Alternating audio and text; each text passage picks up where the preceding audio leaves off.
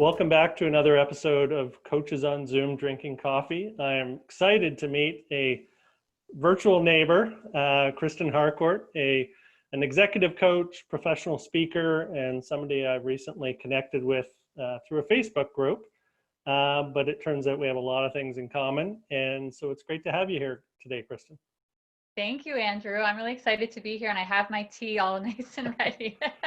Me too. Seize the Cheers. day. Cheers to you. So we're in both generally in the Toronto, Ontario, Canada region, and living through this crazy time that we're in the middle of. But it sounds like from our little bit of interaction that we're both quite busy with coaching and with serving people in somewhat different ways, but very aligned on some of the sort of core beliefs behind what perhaps brought us to coaching. So I'd love to learn more, given that this is really our first chance to formally meet. This is a true sort of first time coffee chat. So, I know, we're sharing our first time coffee chat with everybody else. Exactly. Why not? Yeah. Yeah. So how did this all come to be? Like, what's the backstory here? Yeah. Thank you for asking. I'm always excited to share because I think sometimes it's about listening to your inner voice and taking action. And that's what really got me to where I am right now.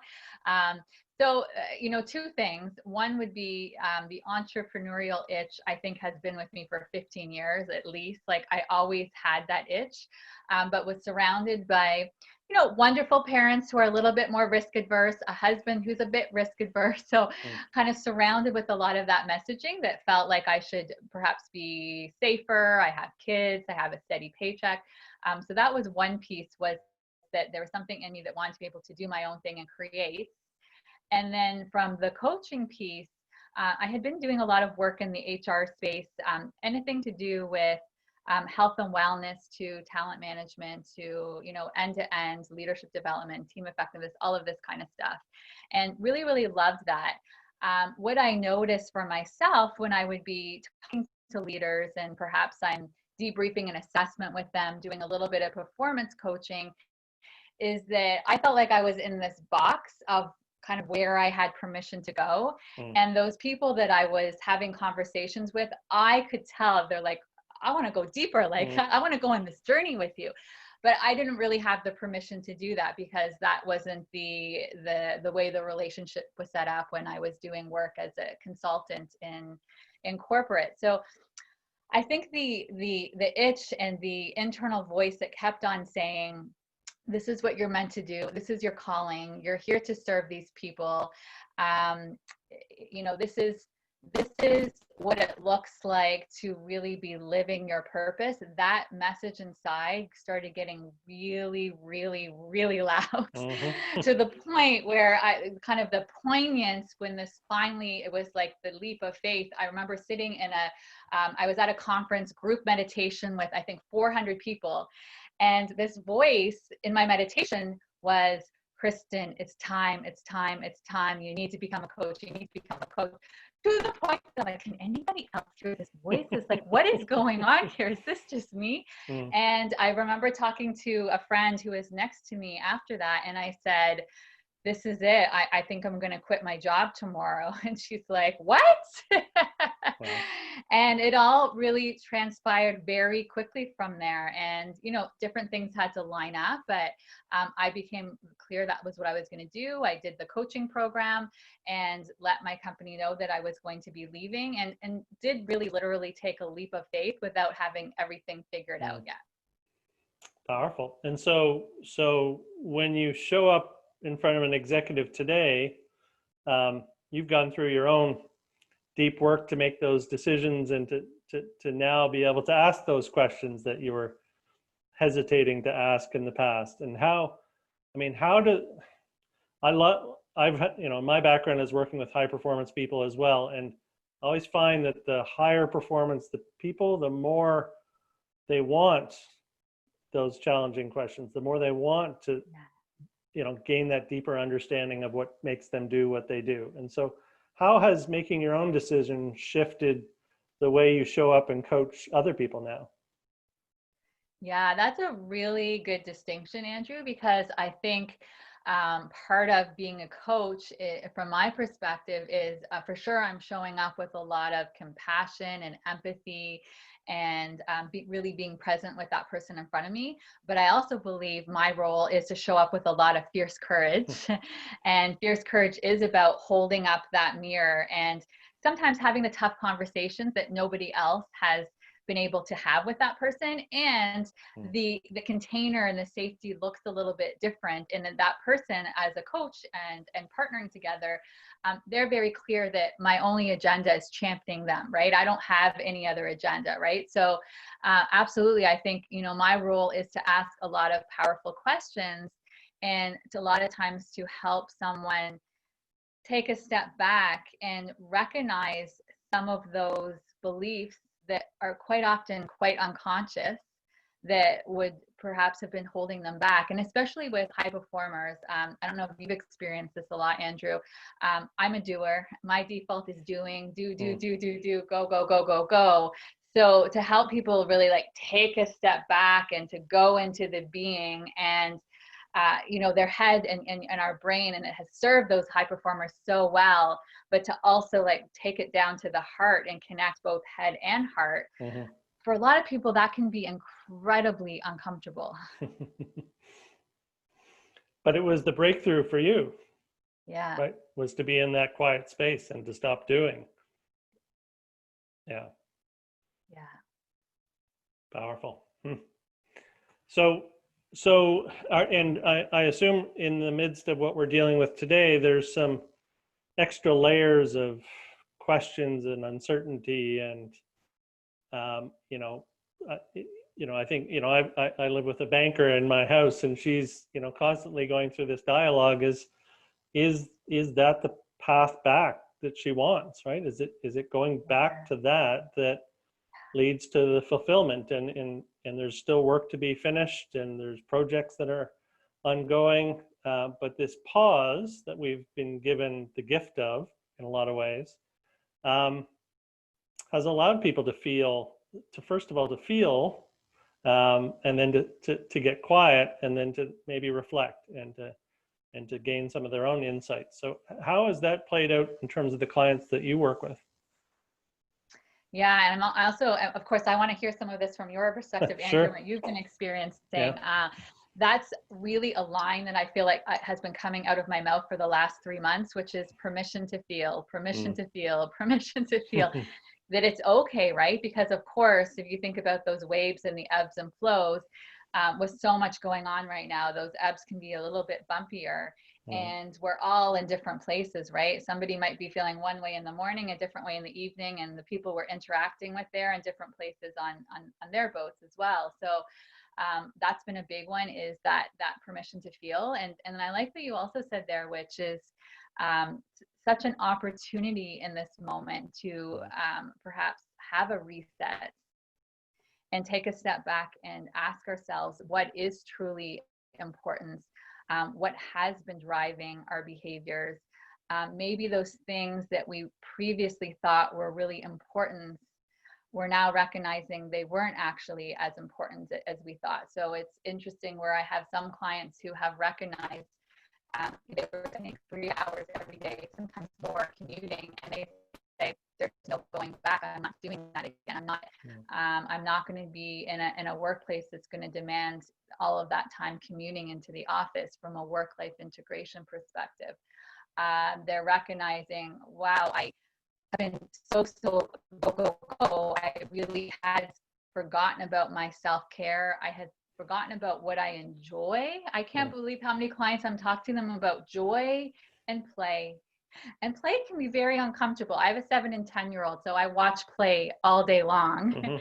But for adults, we can really forget what that looks like to play. And I find from a lot of the top performers and high performers, it can sometimes be that play feels like, well, what's play for? Like, what am I going to achieve with play? I'm like, well, that's not the point of play. There's nowhere to get to. It's just getting to be in this pure place of having fun. And I've been telling people how important laughter is right now too, right? So that's gotten me excited. And I think sometimes in this moment, people they're just taking a step back and asking questions that perhaps they haven't mask for a long time because they've been autopilot. Mm-hmm. Yeah. Yeah, and I will reflect back to you as you asked. I mean, I work with primarily university students. So I work with a couple of schools of business here in Canada, and support students as they're going through their master's business programs. And about an equal mix of international students and domestic students. And so, there's a bunch of layers. There's certainly the loss of the social connection of being in a in-person classroom environment or on a campus. That is a huge part of what education and that phase of being a 20-something-year-old is all about. Finding your tribe and connecting with those people. So that's been a big stress. The job market has been a big stress because of the amount of money they've invested in getting educated. And then, the more recent anti-racism and Black Lives Matters movement has created an interesting dynamic in that there's certainly everybody's feeling that. I think for the international students, it's harder for them to process how they're supposed to react to it, because they come from their own lived experience, and oftentimes they come from countries where racism or sexism is almost part of the culture of what they've become used to, right? And so they're also feeling the stress of trying to navigate how to show up on this issue and to be respectful, I suppose, in a way. So all of these layers have made things really complicated. Isolation for young people, especially if they're not with family, has been hard. So it's really trying to guide them through that for me, to be present for them, to show up, to give them permission to, as you said, to feel and to go and get away from school and try to connect with nature and try to find things that bring them some sort of grounding.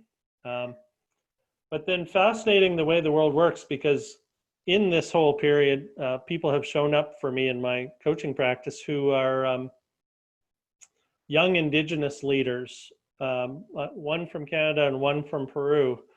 And they've shown up with a message that this is the time we need to actually bring the knowledge that they have through their cultures forward in front of our modern population and say, everything we're struggling with right now or looking for answers has been around us for thousands of years, and we've just kind of lost touch with it, right? So it's been really powerful for me in that I've had the ability to bring young leaders, Indigenous leaders together and start having conversations around what path forward would look like, both from an economic sense, from a societal perspective, from education. And so there's some really cool projects that have come through that are just taking shape now, that are really about reimagining what it might look like to have a society or an economic system or an education system that's more built on sort of unifying our Indigenous ways and our modern ways, and finding a mix of those two things. So to me, that's a blessing of COVID, is that it's created this space for this conversation, and I think an openness for people to say, we've got to do something differently. But what is that, and do we need to create it? And the answer is, well, it's actually already there. We just need to kind of embrace it a bit more. Wow. I mean, I'm just getting goosebumps as I hear you talking about it, because it feels like you're tapping into these new conversations and new perspectives and new opportunities, which is fantastic and amazing. And I have to say, same thing, just in terms of from the Black Lives Matter and everything that's been going on in that capacity. It's there's a very strong advocate in me. There's also a strong voice in me. Self-expression is a very high value of mine. So it's been very introspective for me, and that I've really taken a step back too and spent time educating myself more and learning about everything that's the 400 years of what's been going on, and then also understanding many things in terms of white privilege and white fragility and a whole bunch of other things. And it's brought people together who are wanting to do the work together too, and create safe spaces where we can talk through and unpack it. And just so many dialogues that I'm having with BIPOC community, as you are as well. And from my perspective, really inviting me in and wanting to have that dialogue, so that then I can be using my voice in a way that's very helpful, that's going to bring about more change. So I don't think there's any accident, right? I think that all of this is creating, to me, it's another level of consciousness, to raise consciousness. And we have a choice in this moment to step up and step into it and lean into it, or, stay back or resist, or whatever that might look like. And I'm definitely, wanting to do that and invite more people in to have those dialogues. Yeah. Yeah. I mean, there is no coincidence on what's going on in my mind either. I mean, it was amazing when I mentioned connecting these two Indigenous leaders. One was female from Peru, a very sort of heart-based, individual. The male from Toronto is very in his mind, entrepreneurial, driven. And we brought the two of them together. It was fairly magical to see what happened. And then Gabby from Peru told us this prophecy that is part of the Inca tradition, which is the story about the condor and the eagle. And the condor is the female, heart-based community, and the eagle is the male, entrepreneurial, in his mind. This has been around for thousands of years, this prophecy. And the prophecy says that at one point, the eagle and the condor will choose to fly together to bring harmony to the world. And we had this conversation, which in itself happened by, you on the outside would look like coincidence, but probably not. And so it just, I've stopped trying to make sense of the things that show up and happen, and just kind of embrace it and go with it. And it's pretty magical when you do that. Some of the output of that. So. Well, for sure, because to me that is when you start tapping into this universal intelligence that's so much bigger than you. But I think what people forget sometimes is like, oh, if you just sit there and ask for what you want, it'll show up. No, you're constantly taking action, right? You're taking the action, but it's being open. And I don't know if you've experienced this, those days where I can just feel I'm in this beautiful flow, because I'm just head and heart, taking action, feeling what's pulling me, what's getting my attention. I mean, the way this conversation even happened to me was like that, because we had been connected on LinkedIn. We had similar, so many connections in common. I would see our connections in common, all talking the same language. So of course, tribes all gravitating towards one another. And then when I had just reached out and said, let's connect, again, I don't need to know why, I just have this strong feeling. And literally within a half an hour of doing that, I went onto the Rich Litvin Facebook group, went on, saw a comment. I was like, oh, I like that comment. I agree. And then I thought, oh my gosh, that's Andrew, the person that I just connected. Like, to me, none of that is coincidence, right? It's me following my heart, following my intuition, whatever you want to call it, which is leading me and taking that inspired action. And when you continue to take that inspired action, things fall into place, things get co-created. Yeah.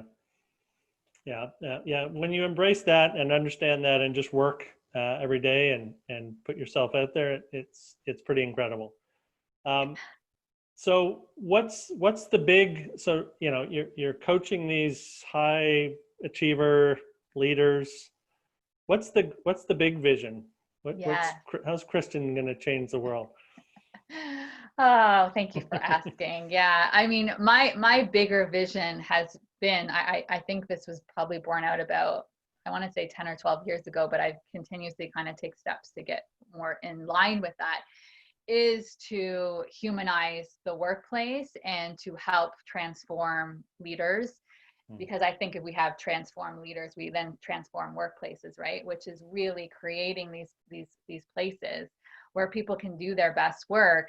But when I talk humanized, right, it's where it's people first, then profit second. But guess what? When you are people first, profit automatically goes up because it's people that allow for anything to happen in your workplaces, right? So to me, it's to continuously put that message out there. And so my vision is to continuously work with leaders because I feel more so called to leaders because as leaders shift and they transform from the inside out, they're now impacting all those people around them. And then you can be creating these cultures that where they get it. And it's interesting on my podcast when I've interviewed a lot of CEOs, the ones who are the most progressive and get this in terms of the humanizing the workplace, every single one of them worked with a coach. Like, okay, there's no coincidence there, right? Because they've gone on their own inward journey. They now understand, they get it. There's this big shift that happens. So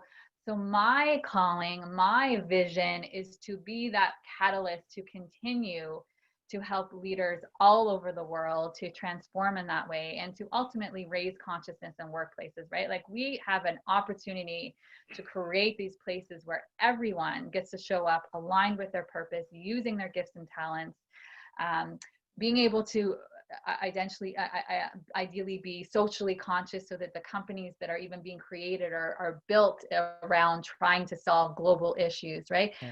So to me, the more we can help leaders connect with head and heart and be more heart-based, that's the kind of possibilities for these workplaces. And then let's be honest, those people who are going to work every day, they're also significant others, they have significant others, they're parents, they have kids, all of these different things. So it's not like you're just this leader here and then you're not. It impacts who you are in all areas of your life. Yeah, the ripple effect is tremendous.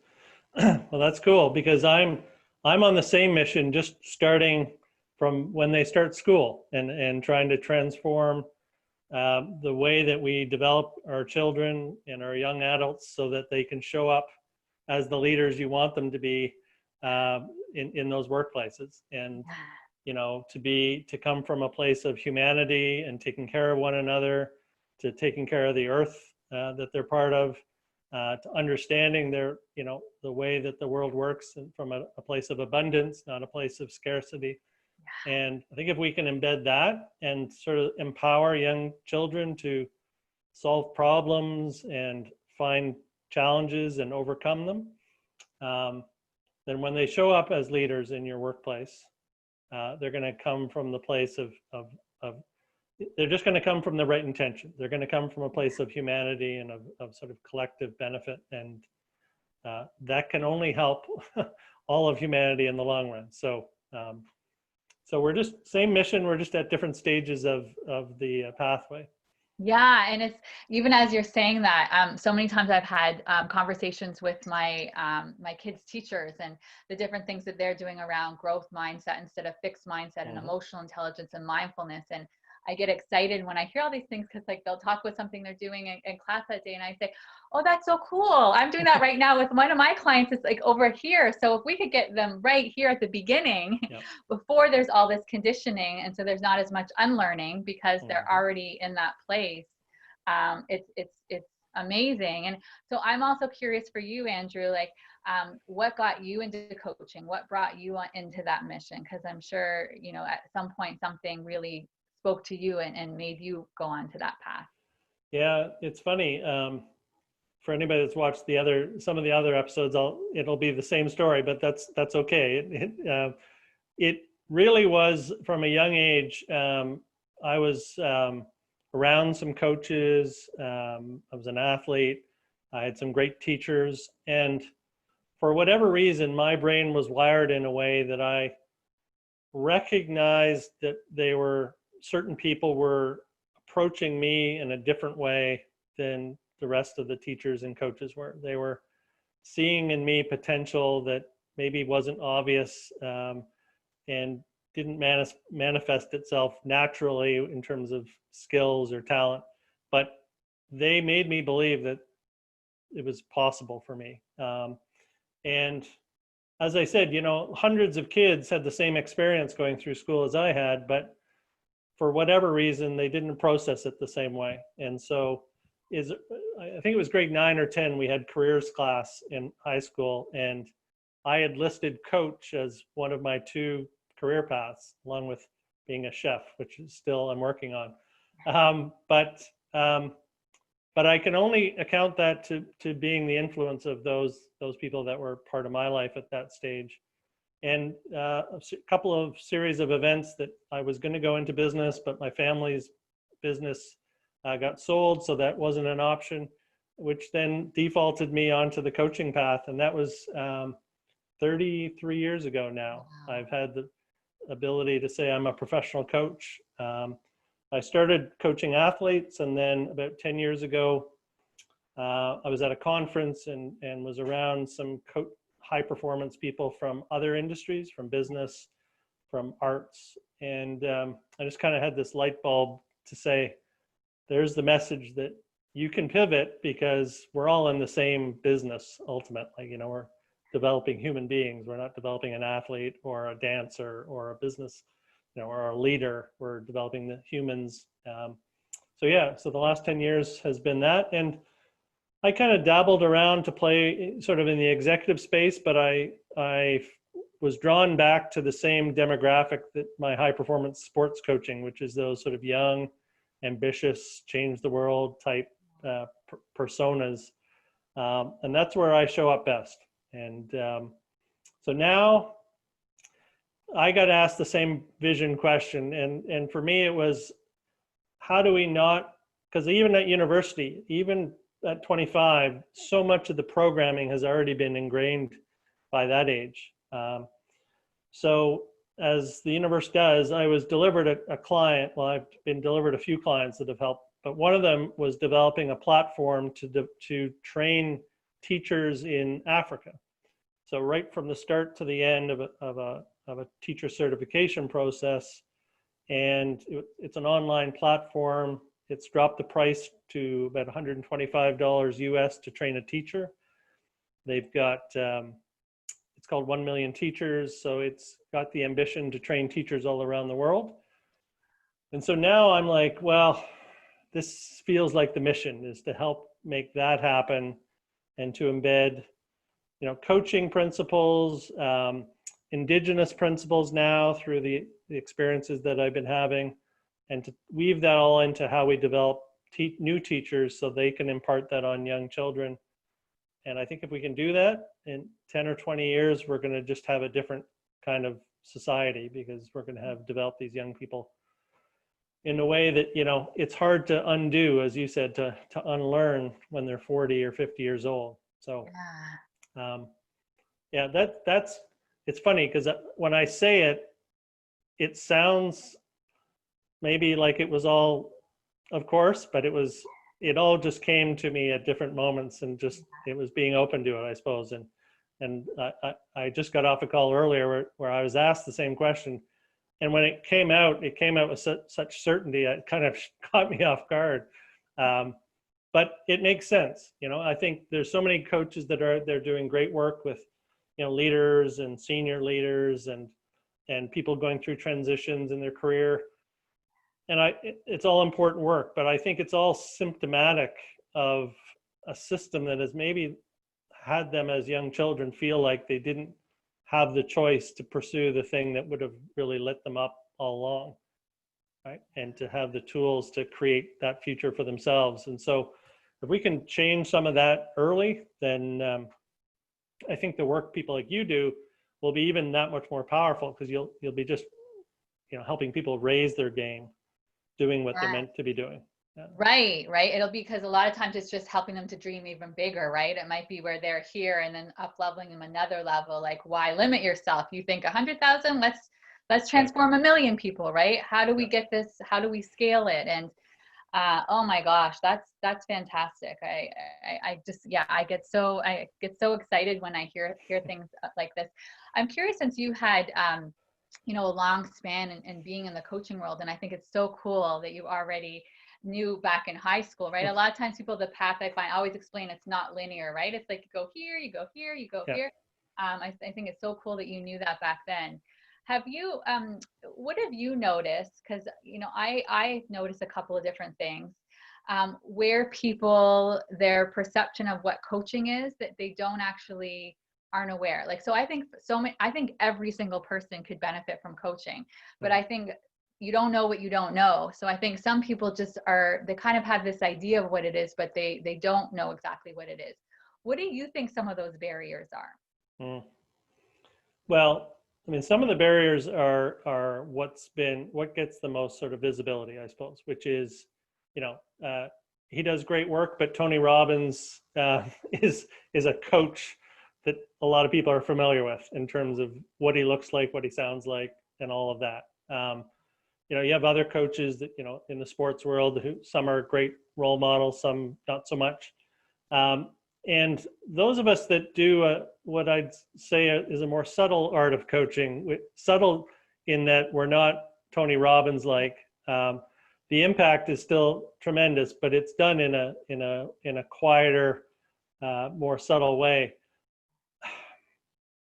I think it's the gap between that perception of rah rah rah, you know, in your face, you know, and people feeling not naturally ready to be vulnerable to that extent, right? And it's a great question, and I'm struggling a little bit to answer it, but it feels like the gap is that, you know, coaching can be a 15-minute conversation that changes your world. Yeah. Right. It literally can be somebody that just gives you a way of seeing something a little bit differently, that kind of just unlocks the stories that you've been carrying around for a long, long time. And you'll know it just as well as I do. Like as a coach, you can see when those moments happen. You can hear the switch go. And I think that's the subtle part of coaching that maybe a lot of people who could benefit from coaching aren't quite tuned into. Is coaching can be a series of short conversations that just let you kind of play out what's in your mind and what you're feeling, and then have somebody play it back to you just with a slightly different plot twist, and all of a sudden the movie has a different ending. And I think I wish more coaches were kind of offering that accessibility, perhaps, into, you know, it's not a 6-month or 12-month, you know, $25,000 commitment always that is the way that people would enter a coaching relationship. And sometimes it's just, let's have a conversation and see what's going on, and see if there's a way I could provide some value to. Yeah, I think that's a really good distinction and example you gave there, because I think I remember even when someone heard life coach, they had this idea too of like, what's going to happen. I'm like, no, that's not really like, did you see that in a movie? Like, where's that coming from exactly? But the other thing that I say is, and I guess there's a vulnerability to this too. You know, anytime someone's even interested in coaching, I don't say, okay, I'm not going to have a conversation and talk to you about what coaching is. We're going to do coaching together, right? Like, coaching is very experiential. So, you know, even when somebody's a little bit resistant, just saying, like you said, like, hey, like, let's have a conversation, because you might have an idea, a perception of what it is, and it's very different from that perception.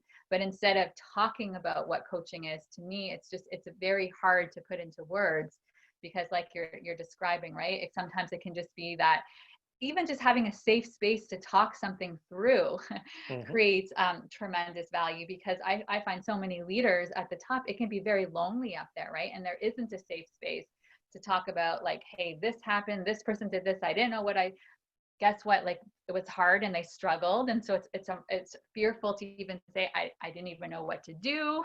I don't think I handled that properly, just to be able to talk it through. And then sometimes, I don't know if you've noticed this, but sometimes it's also just a very kind interpretation that I see this, and this, a lot of positives, where our self-talk can actually be incredibly hard on ourselves. And so it's just getting yourself out of that, and having a whole lot of self-compassion and grace too. Yeah, absolutely. I remember working with, certainly working with elite athletes. It was always said they were like tough as steel, but they were like fine china at the same time. In that, you know, it only took one little chink in the armor, and that armor would fall to pieces. And it was this constant balance of trying to be the strong, athlete, you know, with the persona and everything, and then nurturing that fragile human being within that persona. And it was just always a balance, right? It was always building them up and then providing cover when there was, you know, the ability for them to see some compromise in what was happening. So certainly with those high performing people, part of what makes them successful is that people see them from this position of strength and, you know, having it all together and being able to make decisions under pressure. But for those of us that get to see behind the curtain, that's not often the human being that's operating that, you know, behind the scenes. So yeah, I mean, coaching is, you know, coaching to me, like I find myself switching gears all the time. Like some days I'm coaching in a full coaching certification, you know, methodology. Other times I'm an advisor, other times I'm consulting, other times I'm just there to listen. Sometimes I'm just connecting people that I think need to have a conversation together, and then I'm facilitating that conversation to get this sort of new illumination of like what's possible working together.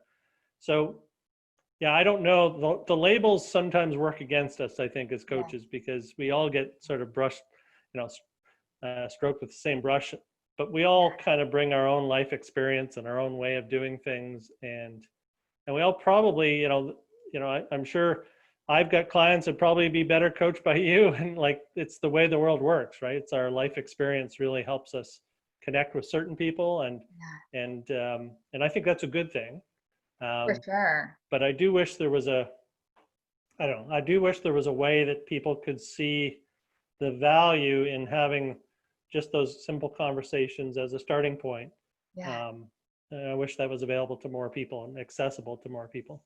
Yeah, I agree. And like you said too, I think it's so much about chemistry too, right? It's certain people you just have that natural connection and safety, and the places where you want to go ideally in coaching, you have to feel that level of safety so that you can be vulnerable and be able to share. Because if you're just keeping it surface, then of course you're not going to be able to grow and really go have that same depth with the coaching because you're just keeping it safe. Right. Yeah. Yeah, it's fascinating. Well, Kristen, great first coffee chat. Yes. First of many, I suspect. It's great that we're in the same physical area now that hopefully soon we're going to be allowed to actually do something with that and get together for a real coffee. Yes, I'm thinking a real in-person hug and coffee will be something that I really will be looking forward to when there's hugs again. I was always a hugger. They're going to just take on a whole other level. Absolutely. Yeah, I love that. Is that a thunder cloud above what is that picture over your shoulder there? This is a rainbow that my daughter made when she was 5. And I, whenever I'm in my coaching clients, I'm like, I think we could all, or any kind of meetings, I think we could all use some rainbows right now. I love it. It's so funny because I'm a sailor, so it reminds me of those satellite pictures of the big thunder storms that come across the lake, you know, and they have those deep colors in the middle that always scared us a little bit. So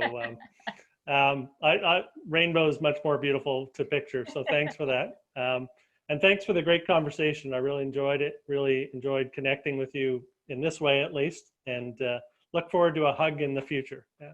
Me too. And thank you for making this happen. I think it's awesome that you're having these conversations with people. Well, I appreciate that. All the best, and look forward to chatting soon. Sounds good.